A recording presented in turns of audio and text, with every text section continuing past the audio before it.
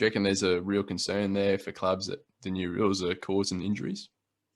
Yeah, I reckon like just the more fatigue, just it sort of makes you put your body in sloppy positions.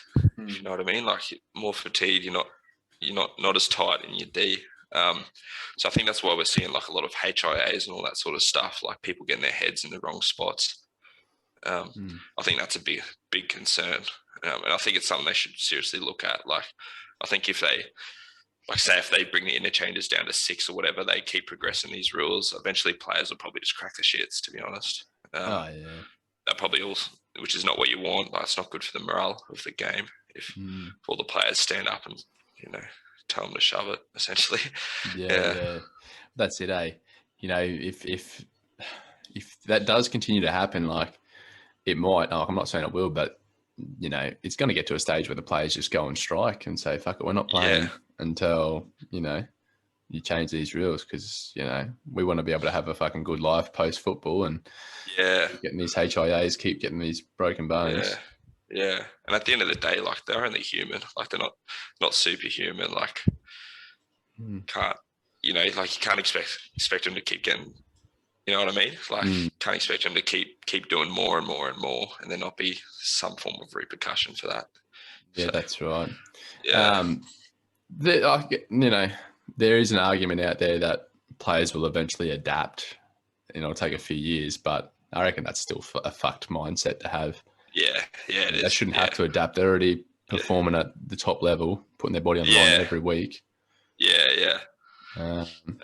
I think it'll turn into more of like a backs game rather than a forwards game, which is disappointing for me. But mate, you're pretty agile, mate. You'll adapt, right. Well, like what you sort of see a lot of teams doing now, that like their forwards just sort of put all their energy into defense, front load all their energy into defense, and they're not having to worry about having to carry coming out of their end. Like I know that's what a lot of teams. That's what we get told. Both at Burley and Capras say, right, just front load your energy in D, and then the backs will get us out of trouble.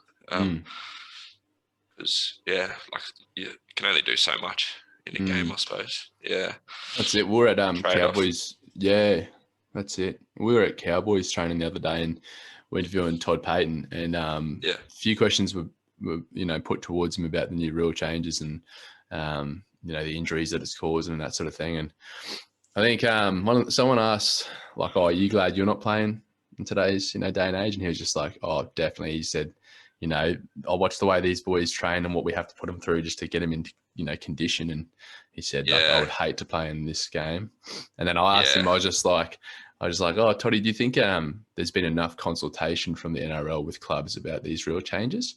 And he just like stood there and he's just like, he's just like, "I think I'm going to leave that one." And like just left it at that. Left it at that. And I just like, oh, fucking oath. Like, it's like he was basically saying, no, there's been no consultation. But he's just like, I'm not going to answer that. And it just goes to show that, like, man, the NRL is just making these changes without even, consulting clubs or the players. Yeah. I don't know. I don't even know if, I feel like the RLPA, it might be their role to sort of step in and say, look, something needs to be done. Well, I don't agree. Like, I see what they're doing, but I don't agree with it at all, just because I see it from a player's perspective, which is biased, really. But that's just my take on it.